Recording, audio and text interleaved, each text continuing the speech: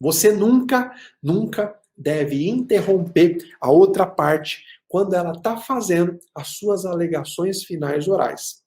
E você não pode permitir ser interrompido.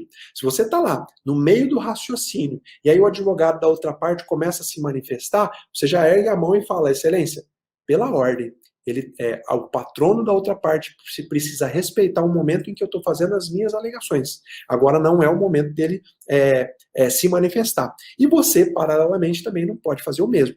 Por mais que ele possa estar falando lá absurdos nas alegações finais, é direito dele. Você vai rebater depois, tá bom? A parte, isso serve para a parte também. Às vezes a parte não está preparada para isso, né? E aí ela escuta o patrono, o advogado da outra parte fazendo as alegações finais orais, ela fica tão indignada que ela quer falar. Você já instrui a parte, fala, olha, nesse momento ele pode falar o que ele quiser, a gente só vai ouvir, tá bom? Agora, uma coisa que você deve perguntar, professor, e se o juiz sair da sala ou não tiver prestando atenção nas alegações finais orais? Bom, duas coisas, que é você, desde o começo da audiência, travar uma comunicação visual com o magistrado. Desde a hora que você entra na sala, você trava uma comunicação olho no olho. Cumprimenta, aperta a mão olhando no olho.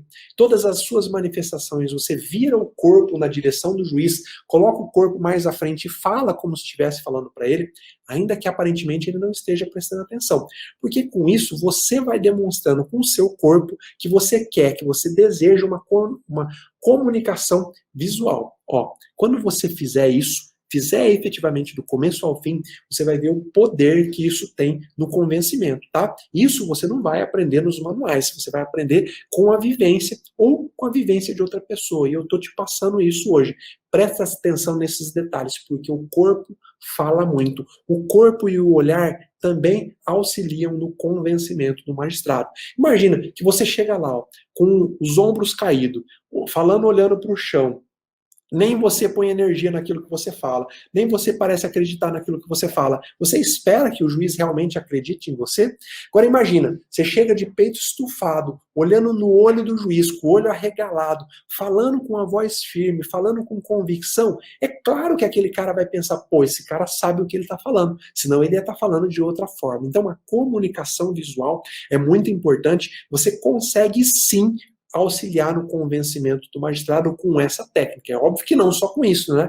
Não adianta ter o peito estufado e todas as testemunhas falando o contrário daquilo que você sustentou na sua inicial.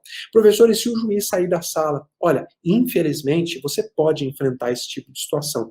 Não é aconselhável, o ideal é que o juiz efetivamente esteja lá, que ele preste atenção. Agora, não tenha isso como fim do mundo. Tem juiz que prefere não prestar atenção ali na hora, para ele poder assistir depois, na hora que ele for sentenciado.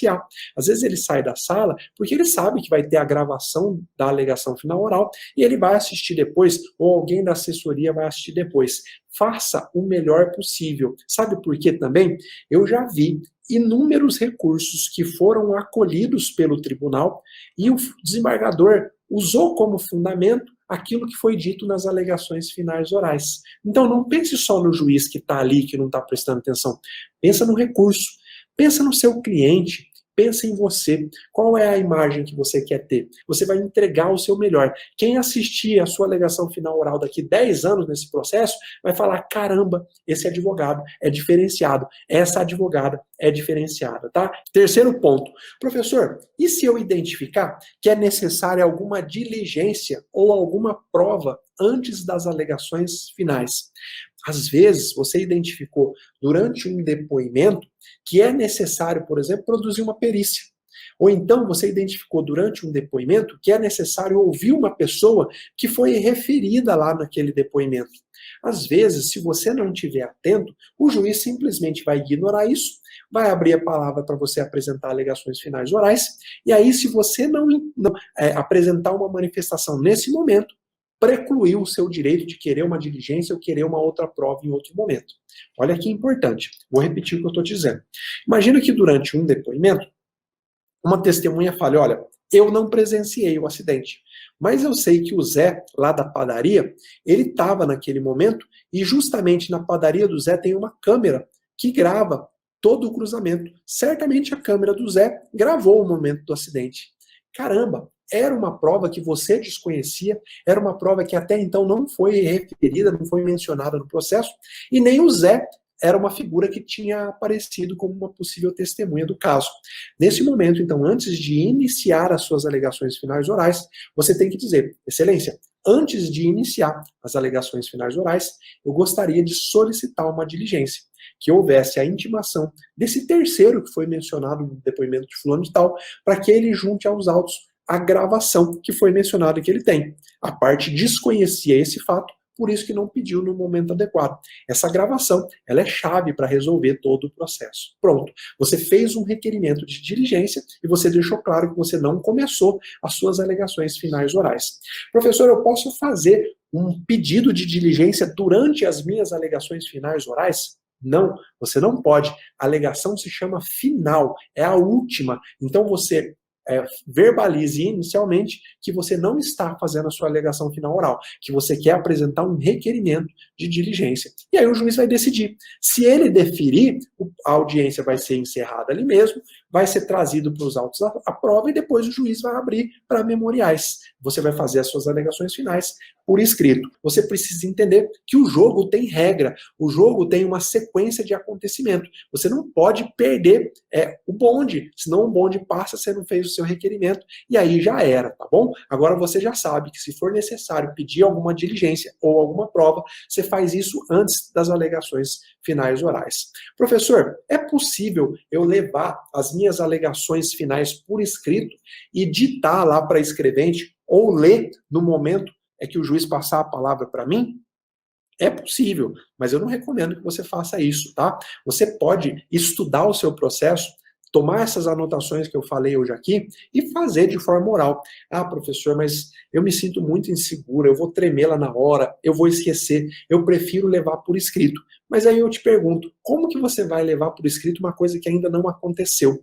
Se hoje eu te ensinei que você tem que se manifestar sobre a prova produzida na audiência, não tem como você preparar antes. Você pode preparar antes aquilo que eu disse que não importa. Relatório, falar sobre questão jurídica. Agora, aquilo que importa, que é a manifestação sobre a prova oral, você só vai conseguir fazer lá no momento, tá? Agora, se você realmente tem o pavor, não quero fazer de jeito nenhum, posso fazer as alegações finais remissivas?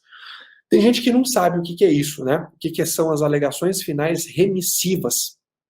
Alegações finais remissivas é aquela em que você não fala nada, mas você só faz referência a alguma outra manifestação que você já tem no processo. Ah, Excelência, as minhas alegações finais são remissivas ao que eu disse na contestação. Ou seja, você não aproveitou o momento, você literalmente deu de ombro, falou, ó, eu vou simplesmente repetir o que eu disse na contestação. Mas, meu amigo, a alegação final é para falar sobre o que aconteceu na audiência. Na contestação ainda não tinha tido audiência. Como que você vai fazer referência a uma peça que não tratou daquilo que é importante? Então eu recomendo, não faça alegação final remissiva. Estuda o que eu estou te dizendo hoje aqui, ó. Leva tudo anotado para que você não erre, para que você não esqueça nada, e aí vai ser tranquilo. Você vai fazer a primeira, você vai fazer a segunda, você vai fazer a terceira, o medo vai embora. Lembra que quando você tem a técnica, olha aqui, ó, quando você tem a técnica, o medo simplesmente vai embora. Eu estou te dando a técnica. Agora você tem que colocar em prática, tá bom? Professor, e se tudo isso que você ensinou não entra na minha cabeça, eu fico mesmo nervosa, eu fico mesmo nervoso, eu não quero apresentar as alegações finais orais. Aí eu vou te ensinar a usar o último recurso. E aí é o último recurso mesmo, tá? O recurso que é uma carta na manga que você pode deixar para caso você não se sinta mesmo seguro, você pode usar.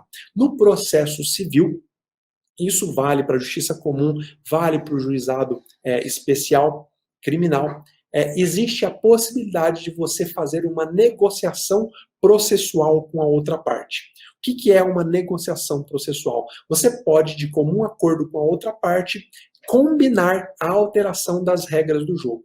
Como eu disse hoje aqui, o artigo 364 fala que as alegações finais serão orais.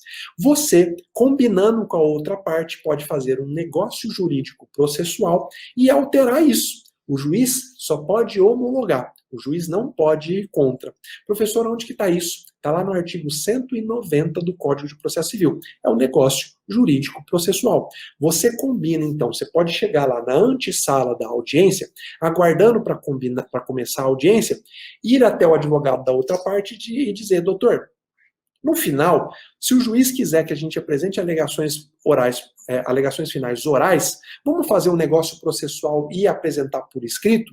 Se ele concordar, pronto, acabou. A hora que o juiz passar a palavra para as alegações finais orais, você vai falar, excelência, nós fizemos um negócio jurídico processual. Queria que constasse em ata e que Vossa Excelência homologasse.